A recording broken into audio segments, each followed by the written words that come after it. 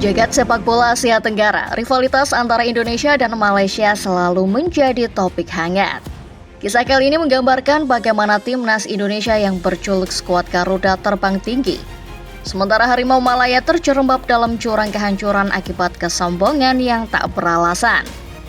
Bagaimana tidak, tanah Upin Ipin itu yang sebelumnya kepanasan sendiri setelah melihat perubahan timnas Indonesia karena naturalisasi, mereka menjadi tantrum dan hilang akal. Berambisi salib anak asuh Sintayong, dan yang lebih konyol mereka sesumbar akan pantai musuhnya demi bersanding dengan Garuda. Namun kesombongan mereka terhenti dengan sangat memalukan, bahkan dikecam oleh suporternya sendiri. Nah, sebelum menyaksikan ulasannya, yuk tekan tombol subscribe dan nyalakan terlebih dahulu loncengnya, supaya tidak ketinggalan video terbaru dunia sepak bola dari Starting 11 Moment.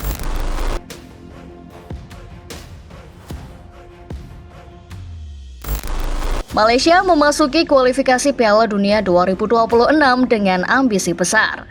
Timnas Harimau Malaya di bawah asuhan pelatih asal Korea Selatan, Kim Panggon, berkoar-koar akan menyalip ranking FIFA Timnas Indonesia. Dengan penuh percaya diri, mereka mengklaim akan meraih kemenangan besar dalam setiap pertandingan. Namun, kenyataan berbicara lain. Kekalahan beruntun dari Oman menjadikan mereka terpuruk di peringkat 138 FIFA. Sementara Indonesia terus merangkak naik berkat kemenangan impresif atas Vietnam.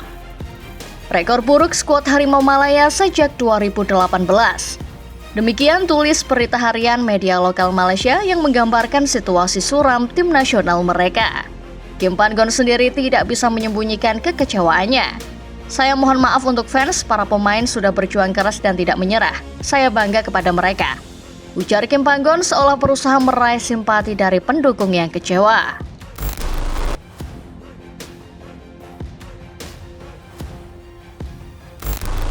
Menjelang laga penentuan melawan Taiwan, Harimau Malaya dengan percaya diri mengumbar janji besar. Mereka yakin akan membantai Taiwan dengan 8 gol tanpa balas untuk lolos ke ronde ketiga. Namun kenyataan berkata lain. Meski menang 3-1, kemenangan ini tidak cukup. Harapan mereka hancur berantakan dan Malaysia harus puas di peringkat ketiga grup D. Masalah semakin parah ketika banyak pemain kunci mengalami cedera. Faisal Halim, Arif Aiman, dan beberapa nama penting lainnya harus absen, memaksa Kim Panggon menurunkan pemain lapis kedua. Ada beberapa pemain yang mengalami cedera sehingga pemain yang jarang mendapat kesempatan perlu memanfaatkan kesempatan ini sebaik-baiknya dan bersiap untuk dikeluarkan dari lapangan, ujar Kim Panggon seolah mengakui bahwa timnya sedang dalam kondisi darurat.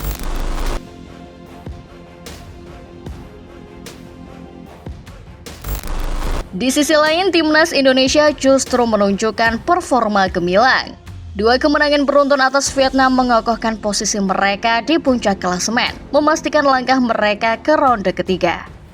Indonesia yang dipimpin oleh pelatih asal Korea Selatan Sintayong menampilkan permainan yang solid dan penuh determinasi.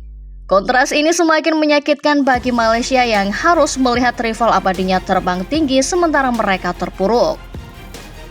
Kegagalan ini tidak hanya mempengaruhi moral tim, tetapi juga memicu reaksi keras dari para pendukung. Supporter Malaysia merasa dikhianati oleh janji-janji manis Kim Panggon yang tidak pernah terrealisasi. Kim Panggon terlalu sering menebar janji manis tanpa hasil nyata. Ini sudah saatnya untuk perubahan, teriak seorang supporter di luar stadion menggambarkan rasa frustasi yang mendalam.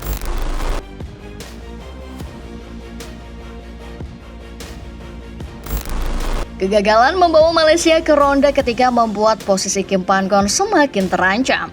Banyak yang menilai bahwa pelatih asal Korea Selatan ini tidak mampu memaksimalkan potensi timnya. Para pendukung mulai meminta agar FEM Federasi Sepak Bola Malaysia mengambil tindakan tegas. Namun FEM bersikeras mempertahankan Kim Panggon, keputusan yang semakin dipertanyakan oleh para supporter.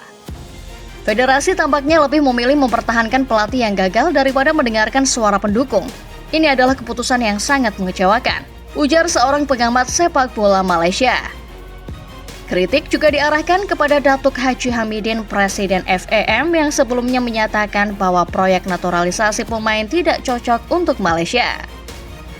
Proyek naturalisasi PSSI terbukti sukses, tetapi Malaysia justru menolaknya.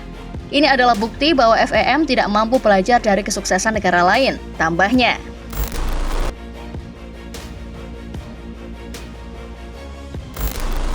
Salah satu faktor keberhasilan timnas Indonesia adalah proyek naturalisasi pemain. Dengan mendatangkan pemain keturunan berkualitas yang berkarir di Eropa, Indonesia berhasil membentuk tim yang kuat dan kompetitif. Nama-nama seperti Jordi Amat, Sandy Walsh, dan McClough menjadi tulang punggung skuad Garuda, membawa mereka melaju ke babak ketiga kualifikasi Piala Dunia. Di sisi lain, Malaysia justru mengabaikan potensi ini. Mungkin proyek naturalisasi gabungan pemain muda dan senior sesuai dengan Indonesia tetapi kurang cocok untuk Malaysia, kata Datuk Hamidin. Pernyataan ini semakin memperlihatkan betapa jauh tertinggalnya Malaysia dalam hal strategi pengembangan tim nasional.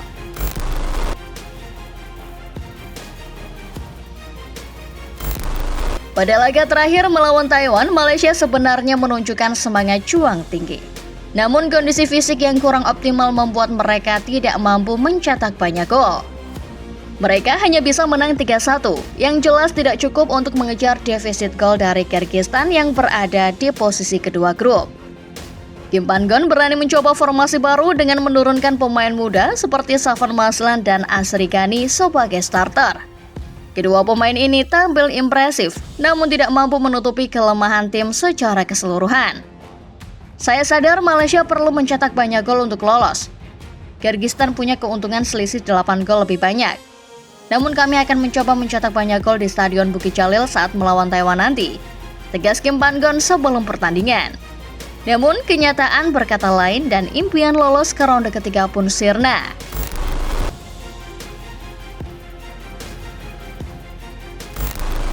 Kegagalan ini memicu kemarahan besar dari para supporter Malaysia.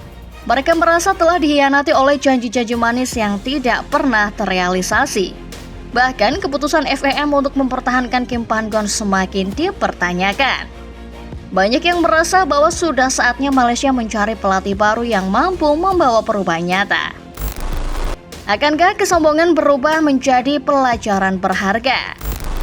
Kesombongan adalah musuh besar dalam dunia olahraga. Malaysia telah membuktikan bahwa terlalu percaya diri tanpa didukung oleh kerja keras dan strategi yang tepat hanya akan berujung pada kehancuran. Kini mereka harus mengambil pelajaran dari kegagalan ini dan membangun kembali dari nol. Jika Malaysia ingin kembali bersaing di level tertinggi, mereka harus mengubah cara berpikir mereka.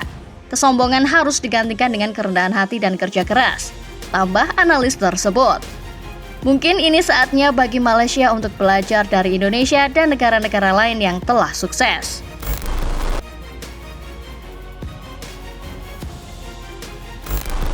Rivalitas antara Indonesia dan Malaysia dalam sepak bola akan selalu menjadi topik yang menarik. Kali ini cerita berpihak pada skuad Garuda yang berhasil terbang tinggi meninggalkan Harimau Malaya yang terpuruk akibat kesombongan. Akankah Malaysia bisa bangkit dan mengejar ketertinggalan mereka? Hanya waktu yang akan menjawab. Namun satu hal yang pasti, dalam sepak bola, kesombongan tanpa prestasi hanya akan berakhir dengan kekecewaan. Nah, bagaimana menurut Football Lover setelah melihat ulasan barusan? Jawab di kolom komentar ya.